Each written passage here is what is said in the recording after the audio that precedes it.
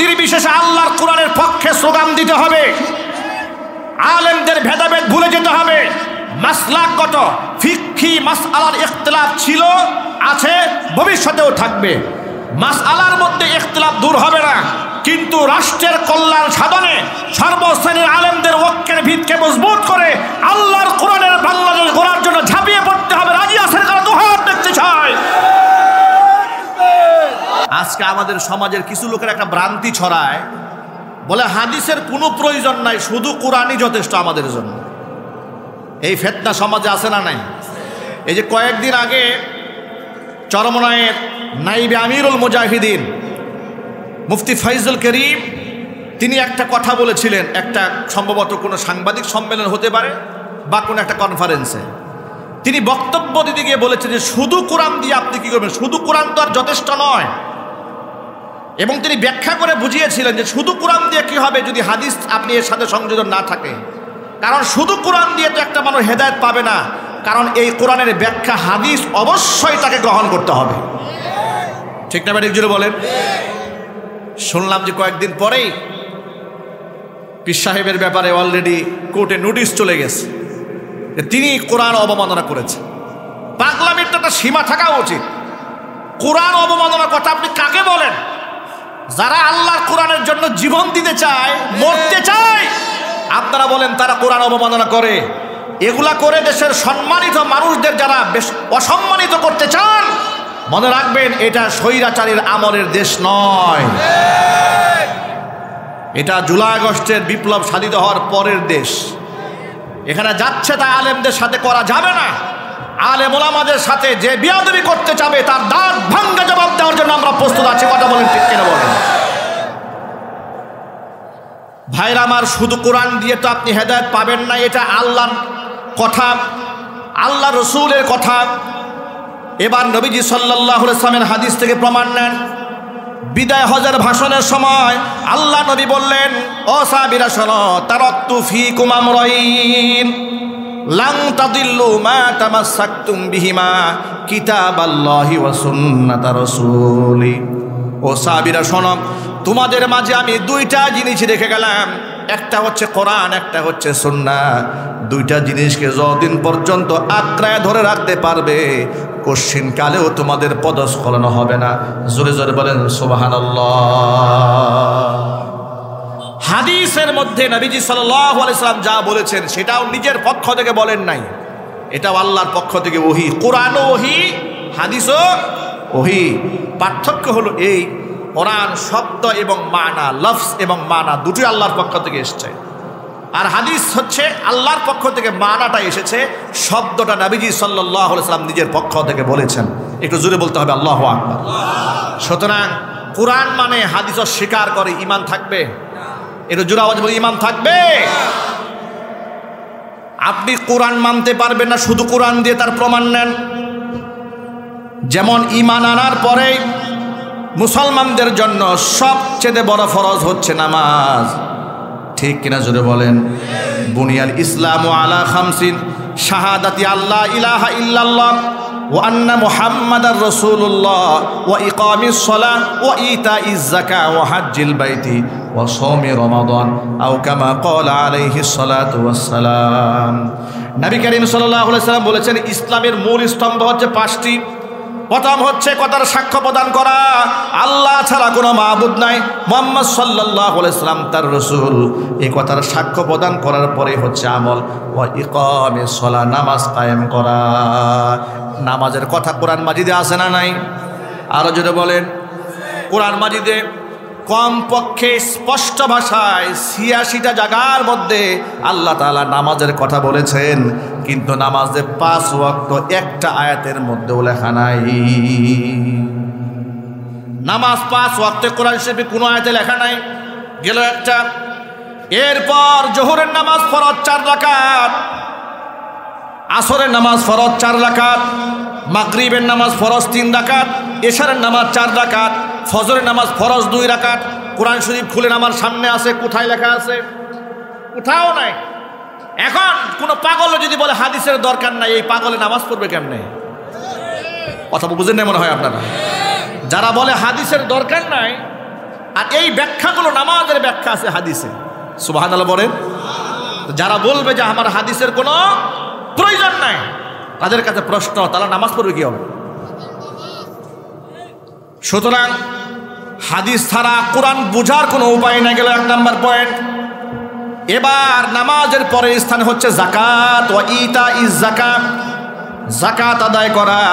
যাকাতের ব্যাপারে কোরআন মাজিদ আল্লাহ তাআলা বলে দিয়েছেন, খুয মিন আমওয়ালিহিম সাদাকাতান তুতাহিরুহুম ওয়া তুযাক্কিহিম বিহা ওয়া সাল্লি আলাইহিম ইন্না সালাতাকা সাকানুল লাহুম ওয়াল্লাহু সামিউন আলীম। নবীজি, খুয মিন আমওয়ালিহিম সাদাকাতান, আপনি ধনীদের সম্পদ থেকে আপনি যাকাত গ্রহণ করেন। ধনীদের গ্রহণ করে ধনীদের প্রথম ফায়দা আপনি নিজে করে দেবেন, সেটা হচ্ছে আপনি ধনীদের মাল এবং ওদের কলিজাটা পাক বানায়া দিবেন। যাকাত ধনীদের কাছ থেকে নেওয়া হবে, নিয়ে প্রথম ফায়দা হবে ধনীদের নিজের। এক হচ্ছে সম্পদ পাক হবে, দ্বিতীয় নম্বর হচ্ছে তার আত্মা পাক হবে। যে সম্পদের প্রতি লোভ এবং লালসা ছিল সেটা কিছুটা হলেও কমবে, আত্মাও পাক হবে, সম্পদও পাক হবে। জোরে বলেন সুবহানাল্লাহ। যাকাতের অনেক বিস্তর ব্যাখ্যা আছে, সেটা আমার আলোচনার মূল প্রতিপাদ্য বিষয় নয়। এখন যে ফরজ যাকাত, কোরআন মাজিদে বহু জায়গায় আকিমুস সালাহ ওয়া আতুজ যাকাত ওয়ারকাউ মা'আর রাকিন, নামাজ পড়ো যাকাত দাও, নামাজ পড়ো যাকাত দাও, ঈমান আনে নামাজ পড়ে যাকাত দেয়। কত জায়গার মধ্যে যাকাতের কথা আসছে। এখন এই যে যাকাতের কথা এসেছে, কত পার্সেন্ট যাকাত দিতে হবে শতকরা, এটা কোরআন শরীফের কোন জায়গায় লেখা আছে? স্বর্ণের যাকাত একরকম, রূপার যাকাত আরেক ধরন, ব্যবসায়ী পণ্যের একরকম যাকাত, আবার উসর আরেক রকম, আবার চাষাবাদের জমির মধ্যে যে যাকাত আসবে তার মধ্যে আবার 2 মাসালা। জমি যদি নিজস্ব সেচে হয় তাহলে 1 মাসালা, আবার যদি আসমানের বৃষ্টিতে হয় তো আরেক মাসালা। এই যে এত বড় ফরজ বিধান পালন করতে গিয়ে আপনি ব্যাখ্যা পাবেন কই যদি হাদিস না থাকে? ঠিক কিনা যদি বলেন? যদি হাদিসের দ্বারস্থ আপনি না হন, আপনি এই যাকাতের ব্যাখ্যা নেবেন কার কাছ থেকে? এরপরে আপনি রোজা রাখবেন, রোজার বিধানগুলো বিস্তারিত কোথায় পাবেন?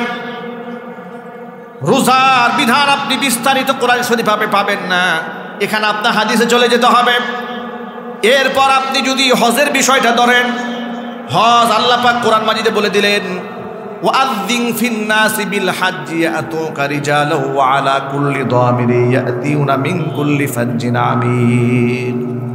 ইব্রাহিম আলাইহিস সালাতু ওয়াস সালামকে আল্লাহ বলেছেন, ওয়াযিন ফিন-নাসি বিল হজ, আপনি হজের এলান করে দেন। লোকেরা পায়ে হেঁটে আসবে, ঘোড়ার মধ্যে সওয়ার হয়ে আসবে, দূর দরাজ থেকে বাইতুল্লাহ হজ করতে আসবে। সুবহানাল্লাহ। এরপরে এই বিধানটা আমাদের উপর ফরজ করা হলো।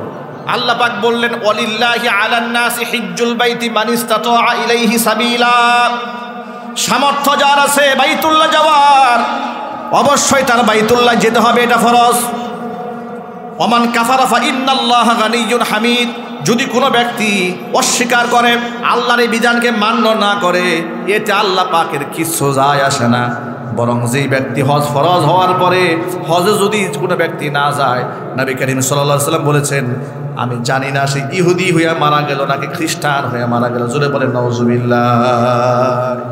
এই যে হজ, যেটা আমাদের জন্য ফরজ, এরপরে হজের কোন জায়গা থেকে আপনি ইহরাম বাঁধবেন, তালবিয়া পাঠ করবেন কোন জায়গা থেকে, কতবার পড়বেন, কোন জায়গা থেকে তাওয়াফ আপনি শুরু করবেন, কোথায় গিয়ে আপনি শেষ করবেন, আপনি সাফা মারওয়া কি করে সাই করবেন, মিনা মুজদালিফায় কবে গমন করবেন, উকুফে আরাফা আপনি কবে করবেন, এই বিস্তারিত ব্যাখ্যাকে কোরআন শরীফে আয়াতে আছে। এটা যদি বলেন, এই জন্য আপনাকে হাদিসের দ্বারস্থ হতেই হবে। সুতরাং বর্তমান সমাজের একটা ফিতনা আছে, তারা নিজেকে আহলে কোরআন বলে দাবি করে। আল্লাহর কসম, হাদিস অস্বীকারী মুসলমান নয়। ঠিক কিনা যদি বলেন? হাদিসের ব্যাপারে ওই সমস্ত ভ্রান্ত মতাদর্শে বিশ্বাসী লোকেরা কি বলে শোনেন। তারা কি বলে শোনেন? তারা বলে যে কোরআনের আয়াত এটা অথেন্টিক, কারণ কোরআনে হেফাজতের দায়িত্ব আল্লাহ নিজে গ্রহণ করেছেন। সূরা হিজরের 9 নম্বর আয়াতে আল্লাহ পাক বলেছেন, ইন্না নাহনু নাযালনা যিকরা ওয়া ইন্না লাহু লাহাফিজুন, নিশ্চয় কোরআন নাজিল করেছি আমি আল্লাহ, সংরক্ষণের দায়িত্ব আমি নিজ হাতে গ্রহণ করেছি। আর কোরআন সংরক্ষণের জন্য আল্লাহ তাআলা কাগজের পাতাকে সিলেক্ট করেন নাই, কোরআন সংরক্ষণের জন্য পাথরের শিলালিপিকে সংরক্ষণ করেন নাই। কারণ পাথরের ঘর্ষণে ঘর্ষণে পাথর ক্ষয় হয়ে যায়, পাতা পুরানো হয়ে যেতে পারে। আল্লাহ তাআলা অগণিত হাফেজের সিনাকে 30 পারা কোরআন সংরক্ষণ করার জন্য কবুল করে নিয়েছেন। জোরে জোরে বলেন সুবহানাল্লাহ। গত দুদিন আগে নারায়ণগঞ্জের এক মাহফিলে 10 বছরে এক ছেলের মাথায় পাগড়ি পরানো। আমি নিজে পাগড়ি পরাবার সময় ওর চেহারার দিকে তাকায় মনে মনে ভাবছি সুবহানাল্লাহ, এই 10 বছরের ছোট্ট বাচ্চার কলিজার মধ্যে আল্লাহ 30 পারা কোরআন ঢুকাই দিছে। আল্লাহু আকবার বলবেন না? যে এই বাচ্চাকে জবাই করে কলিজা ফেরে বের করে আনলে একটা হরফ খুঁজে পাওয়া যাবে না, কিন্তু ওরা দাঁড় করে দিবে সূরা ফাতিহা থেকে নাস পর্যন্ত এক দ্বারা মুখস্থ শোনাই দেবে। 2001 সালে আমি তখন হিফজ শেষ করেছি। আমার উস্তাজ বর্তমান দক্ষিণ বনশ্রী কবরস্থান জামে মসজিদের সম্মানিত ইমাম মুফতি দেলোয়ার হোসেন হাফেজ কারি মাওলানা মুফতি জিলপার মাদ্রাসার মুহাদ্দিস আমাকে বললেন 2001 সালে যে আব্দুর রহিম সূরা ফাতিহা থেকে নাস পর্যন্ত 30 পারা কোরআন এক দ্বারায় মুখস্থ শোনাতে পারবে? হুজুর আমাকে বললেন যে এক দ্বারায় শোনাতে হবে এবং এখানে কোনো লম্বা বিরতি দেওয়া যাবে না, শুধুমাত্র বাথরুমের প্রয়োজন হলে বাথরুমে যাওয়া যাবে, শেষ করতে হবে এক রাতে। আমি বললাম ইনশাল্লাহ পারবো। আমার সাথে সাথে 5 জন দাঁড়ায় গেল আমাদের ক্লাসে। 5 জনে দাঁড়িয়ে বলল যে আমরা সবাই 30 পারা কোরআন এক দ্বারায় শোনাবো। সিরিয়াল শুরু হয়ে গেল। মাগরিবের নামাজ পড়ে তেলাওয়াত শুরু করলাম দাঁড়িয়ে। 7 জন হাফেজ সাহেবকে বসাই দিল মসজিদে। শুধু মাঝখানে চলে গেল ইশারের নামাজ একটু বিরতি, আর মাঝখানে 1 বার না 2 বার পেশাবে করতে গিয়েছিলাম। ফজর পর্যন্ত এক দ্বারায় 30 পারা কমপ্লিট মুখস্থ শুনিয়ে দিয়েছি। আমি এখানে আরো 5 জন শুনিয়েছে, সেখানে আমরা পুরস্কৃত হয়েছিলাম। যখন পড়েছি তখন এর ওয়েটও বুঝি নাই, আন্দাজও বুঝি নাই, কিন্তু বয়সের এই সন্ধিক্ষণে এসে ইলম চর্চা করতে গিয়ে দেখি যে এটা কি করে সম্ভব। এটা আল্লাহ রাব্বুল আলামিনের পক্ষ থেকে নবী করিম সাল্লাল্লাহু আলাইহি ওয়াসাল্লামের নাজিলকৃত সর্বশ্রেষ্ঠ মুজিজা, এতে কোনো সন্দেহ নাই। ঠিক না বেঠিক জুড়ে বলেন? এটা আল্লাহ পাকের বিরাট নিয়ামত। এই জন্য আমি বহু মাহফিলে বলি, আজকেও বলি দাওয়াতের নিয়তে, কোরআনের সাথে সম্পর্ক ছিন্ন করবেন না। কোরআনকে মহব্বত করেন, ভালোবাসেন। এমনকি শুধুমাত্র মহব্বতের ভালোবাসা করলে হবে না, নিজের সন্তানকে হাফেজ কোরআন আলেমে দ্বীন বানাবার স্বপ্ন দেখুন। একটা সন্তানকে কোরআনে কারিমের হাফেজ বানান, আলেম বানান, দুনিয়া এবং আখিরাত আল্লাহ পাক চমকায় দেবেন। আপনার যদি সন্তানকে ডাক্তার ইঞ্জিনিয়ার বানাতে মনে চায়, অসুবিধা নাই। বর্তমানে আমরা যে সমস্ত মাদ্রাসা সিলেবাসগুলো চালু করেছি, আমরা আমাদের সন্তানদেরকে একেবারে আলিফ বা তা সা থেকে শুরু করে ABCD থেকে শুরু করে 1 2 3 1 2 3 4 থেকে শুরু করে একেবারে বাংলা জেনারেল সাবজেক্ট থেকে শুরু করে ভূগোল বিজ্ঞান থেকে শুরু করে সমস্ত সাবজেক্ট নিয়ে এমন কারিকুলামগুলো আমরা তৈরি করেছি। আপনার সন্তান হাফেজ ডাক্তার হতে পারবে, হাফেজ ইঞ্জিনিয়ার হতে পারবে, আপনার সন্তান হাফেজ ব্যারিস্টার হতে পারবে, হাফেজ MP এবং মন্ত্রীও হতে পারবে। হাফেজ MP মন্ত্রী আলেম হাফেজ বাংলার জমিনে দরকার আছে না নাই? একটু জোরে বলতে হবে, আছে না নাই? আমাদের বাংলাদেশের সৎ নেতৃত্ব খুব দরকার। এটা আমাদের দীর্ঘদিনের চাওয়া। 54 বছর হয়ে গেল দেশ স্বাধীন হয়ে গেল, মনের মতো দেশ এখনো পাই নাই। কথা বলে না কেন? মনের মতো দেশকে আমরা পেয়েছি, একবারও পেয়েছি মনের মতো না? মনের মতো একবারও পাই না। যে ক্ষমতা আসে সেই চোর হয়ে যায়। কথা বলতে হবে, ঠিক কিনা বলেন? আল্লাহর ভয় যদি কলিজার মধ্যে না থাকে, আল্লাহর ভয় কলিজার মধ্যে যদি না থাকে, তাহলে মানুষের হক নষ্ট করে রডের পরিবর্তে বাঁশ ঢুকিয়ে এই রডের সমস্ত টাকা বিদেশে বেগম পাড়ায় পাঠায় দেবে। কথা আওয়াজ নাই? সুইস ব্যাংকে পাঠায় দেবে। স্বৈরাচারের আমলে সুইস ব্যাংক কর্তৃপক্ষ বারবার বলেছে গোটা দুনিয়ার মধ্যে যত মানুষের অ্যাকাউন্ট সুইস ব্যাংকে আছে, সবচাইতে বেশি অ্যাকাউন্ট বাংলাদেশিদের আছে। এই জন্য আমি স্বৈরাচারের আমলে এক ওয়াজের মধ্যে বলেছিলাম, পৃথিবীর মধ্যে আমাদের চাইতে ধনী মানুষ আর পৃথিবীতে নাই। কেন বলেছিলাম? দুঃখে বলেছিলাম। এই দুঃখে বলেছিলাম যে সুইস ব্যাংকে সবার ঊর্ধ্বে আমরা আগায় আছি, আমাদের দেশের লোকদের অ্যাকাউন্ট বেশি, সবচাইতে টাকাও বেশি, তাহলে আমরা বড় লোক বেশি হলাম না? আহারে আফসোস, আফসোস। এজন্য বলি, সৎ এবং যোগ্য নেতৃত্ব যদি না হয়, রাস্তাঘাটে আগুন জ্বালায় মানুষের অধিকার নষ্ট করা হবে। কথা বলে না? ব্যবসা বাণিজ্যে লুটপাট চলবে। এখনো পর্যন্ত গোটা বাংলাদেশের বিভিন্ন বাজারে, রাস্তাঘাটে চাঁদাবাজি, টেন্ডারবাজি, দখলবাজি আছে না নাই? একটু জোরাবাজি বলতে হবে, আছে না নাই? কৃষক ফসল ফলায়, ন্যায্য মূল্যে বেচতেও পারে না, আর পাবলিক ন্যায্য মূল্যে কিনতেও পারে না। মাঝখানের মধ্যস্বত্বভোগী মানুষ নামক কিছু অমানুষ এই ফসলগুলোর দাম বাড়াইয়া ফেলে। উত্তরবঙ্গ থেকে 10 টাকা কেজি ফসল কেনা হয়, সেখানে রাস্তায় এখানে খরচ, এখানে চান্দা ভাই, ওখানে ধান্দা ভাই, এইগুলাকে দিতে দিতে ঢালতে ঢালতে 10 টাকার পণ্য হয়ে যায় 30 টাকা। কথা ঠিক না ঠিক জোরে বলেন? তখন বেচারার ব্যবসায়ীরা চিন্তা করে, আমি দেখি যে 25 টাকা দিয়ে তো আমাকে তো 5 টাকা লাভ করতে হবে, কিন্তু ওই যে কৃষক বেচারা, সেও তো লাভ করতে পারে না, মাঝখানে মধ্যস্বত্বভোগী আছে। আমি বুটবাজার কেন্দ্রীয় জামে মসজিদে জুমার খুতবা দিই, আপনারা তাও শুনেছেন।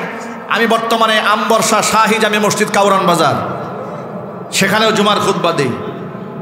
সরকার পতনের আগ মুহূর্তে আপনারা শুনেছেন যে প্রতিদিন স্বৈরাচারের আমলে কাউরান বাজার থেকে আল্লাহর 30 দিন 1.5 কোটি টাকা চাঁদা গ্রহণ করা হয়। কয় কোটি? এটা তো পত্রিকার ভাষা, বাস্তবতা তো আরো জঘন্য। মুহূর্তে মুহূর্তে ঘন্টার জন্য জায়গাকে ভাড়া দেওয়া হয়, সেখান থেকে টাকা আদায় করা হয়। অথচ যদি সেখান থেকে এরকম করে লুটপাট করা না হতো, ব্যবসায়ীরা যদি এত মানুষকে টাকা দিতে না হতো, এই ব্যবসায়ীরা ন্যায্য মূল্যে পণ্য আমাদের হাতে দিতে পারত। ঠিক না ঠিক জোরে বলেন? ব্যবসায়ীরা চাইলেও পারে না। কেন? চাঁদাবাজ আছে। আমরা বাংলাদেশকে একটা চাঁদাবাজ মুক্ত, শোষণ মুক্ত, সন্ত্রাস মুক্ত, ডাকাত এবং খুনিমুক্ত একটা নিরাপদ বাংলাদেশ দেখতে চাই। আপনারা কি রাজি আছেন? এই জন্য দিনদার ইমানদার নেতৃত্ব সামনে আনতে হবে। দল মত নির্বিশেষে আল্লাহর কোরআনের পক্ষে স্লোগান দিতে হবে। আলেমদের ভেদাভেদ ভুলে যেতে হবে। মাসলাকগত ফিকহি মাসআলার ইখতিলাফ ছিল, আছে, ভবিষ্যতেও থাকবে।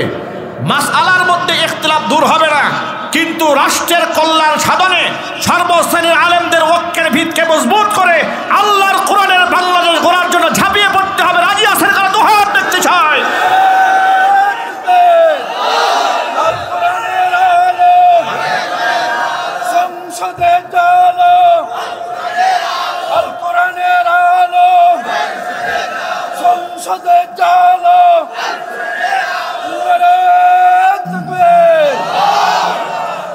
আগামীর ভবিষ্যৎটাকে নিরাপদ করতে চাইলে, আমাদের সন্তানদের জন্য একটা নিরাপদ বাংলাদেশ যদি আমরা রেখে যেতে চাই, অবশ্য আমাদের সন্তানদেরকে কোরআনে কারিমের ধারক এবং বাহক বানাতে হবে। ঠিক কিনা জোরে বলেন? নবী কারীম সাল্লাল্লাহু আলাইহি সাল্লাম বলেছেন, আল্লাযী লাইসা ফী জাওফিহি শাইউম মিনাল কুরআনি কাল বাইতিল খারিব। যার সিনার মধ্যে কোরআনের কোনো অংশ নাই, এটা একটা বিরান ভূমির মতো, অনাবাদ জমির মতো। অনাবাদ জমির মধ্যে শয়তান বসবাস করে। যার সিনার মধ্যে কোরআন নাই, তার সিনার মধ্যে শয়তান বসবাস করে। ভাইরা আমার, মূল কথায় ফিরে আসি। যা বুঝাতে চেয়েছিলাম সেটা হলো, আহলে কোরআনটা বলে কোরআন তো সংরক্ষণ আল্লাহ করবেন, কিন্তু হাদিস তো আল্লাহ সংরক্ষণ করবেন না। জোরে কর নাউজুবিল্লাহ। একটু জোরে বলে না নাউজুবিল্লাহ। হাদিস এত বিজ্ঞানসম্মতভাবে সংরক্ষণ করা হয়েছে। ছোট্ট একটা এক্সাম্পল দিই। আপনার বিরক্ত হচ্ছে নাকি? ইমাম বুখারী রহমাতুল্লাহি আলাইহি যার কারগুজারি আপনাদের সামনে শোনাচ্ছিলাম, শুধুমাত্র ব্যবসায়ী ছিলেন না, কিভাবে হাদিসকে তিনি সংরক্ষণ করেছেন দেখেন। রাবিদের কাছ থেকে, রাবি মানে হচ্ছে রিজাল, তারা কারা? যাদের মাধ্যমে তারা হাদিসগুলা পেয়েছেন। রুয়াত, বর্ণনাকারী। যেমন হাদিস তো আমরা সরাসরি রাসূল পাক সাল্লাল্লাহু আলাইহি ওয়াসাল্লামের কাছ থেকে পাই নাই, ঠিক না ভাই? যেমন আমি হয়তো বুখারী শরীফ থেকে বলবো, না হয় মুসলিম শরীফ থেকে বলবো, না হয় তিরমিজি শরীফ থেকে বলবো, না হয় আবু দাউদ থেকে বলবো। না নাসাই থেকে বলবো, না ইবনে মাজা থেকে বলবো, না মুস্তাদ আহমদ থেকে বলবো, না তাফসীরের কিতাব থেকে বলবো, মুস্তাদরাক হাকিম থেকে বলবো, হয়তো কোনো ঘটনা সিরাতে ইবনে হিশাম থেকে বলবো, তাবাকাতুল কুবরা থেকে বলবো, ইত্যাদি ইত্যাদি, যে কোনো কিতাব থেকে বলবো। কিন্তু এই যে কিতাব পর্যন্ত যে এসেছে, তারা এতটা অথেন্টিক সোর্সে হাদিসকে সংরক্ষণ করেছেন, আপনার কল্পনা করতে পারবেন না। দেখেন, ইমাম বুখারী রহমাতুল্লাহি আলাইহি একজনের কাছ থেকে হাদিস সংগ্রহ করলেন, শুনতে পেলেন যে তিনি যার কাছ থেকে হাদিস সংগ্রহ করতে যাবেন তিনি গেলেন তার বাড়িতে, গিয়ে দেখেন তিনি তার ঘোড়ার সামনে ঘাস না দিয়েই তিনি অভিনয় করে ঘোড়াকে দেখাচ্ছেন তোমাকে ঘাস দেওয়া হবে। ঘোড়া সামনে এগিয়ে এলো, এগিয়ে আসার পরে ঘোড়া যখন ঘাস পাই নাই তখন ঘোড়াকে বেঁধে রাখলো। ইমাম বুখারী রহমাতুল্লাহি আলাইহির এতটুকুন আমানতের খিয়ানত দেখে যে ঘোড়াকে ডাক দিয়েছে ঘাস দিবে বলে, ঘাস দেয় নাই, এই লোকের কাছ থেকে হাদিসটা বলে। সুবহানাল্লাহ বলবেন না? সে ধোঁকাবাজ, সে কি ধোঁকাবাজ। আপনি আন্দাজ করেন তারা রাসূল পাক সাল্লাল্লাহু আলাইহি ওয়াসাল্লামের হাদিসটাকে সংরক্ষণ করতে গিয়ে কেমন মানুষের কাছ থেকে সংরক্ষণ করেছেন। এতটুকুন ধোঁকা প্রাণীর সাথে হয়েছে। ইমাম বুখারী বলেন তার হাদিস আমি নেব না। কাদের কাছ থেকে গ্রহণ করেছেন? যাদের জীবনে একটা মিথ্যা বলেছেন বলে প্রমাণ নাই, জীবনে একটা কথা ভুলে গিয়েছেন প্রমাণ নাই, মেধা একটু দুর্বল তার প্রমাণ নাই। মেধা দুর্বল যারা হয়েছে তাদের রিওয়ায়াত দাঈফ বলা হয়। যারা মিথ্যা কথা বলেছে এমন প্রমাণ পাওয়া গেলে সেগুলোকে মুনকার বলা হয়। এরকম হাদিসের বিভিন্ন পরিভাষা আছে। ইমাম বুখারী রহমাতুল্লাহি আলাইহি হাদিসগুলো এইভাবে সংরক্ষণ করেছেন। জোরে কোন সুবহানাল্লাহ। এখান থেকে আমাদের জন্য একটা শিক্ষা আছে, আমাদের জন্য একটা সবক আছে। সেই সবকটা কি? ওই যে মুকাদ্দিমার মধ্যে যে কথা লেখা আছে, ইন্না হাযাল ইলমা দীনুন, এই ইলমটা এটা হচ্ছে একটা দিন, এটাই দিন, এটাই ধর্ম, এটা আদর্শ। ফানজুরু আম্মান তাখুযুনা দীনাকুম, আপনি কার কাছ থেকে নিচ্ছেন তাকে আগে দেখে নেবেন। যার কাছ থেকে মন চাবে তার কাছ থেকে হাদিস নেওয়া যাবে না।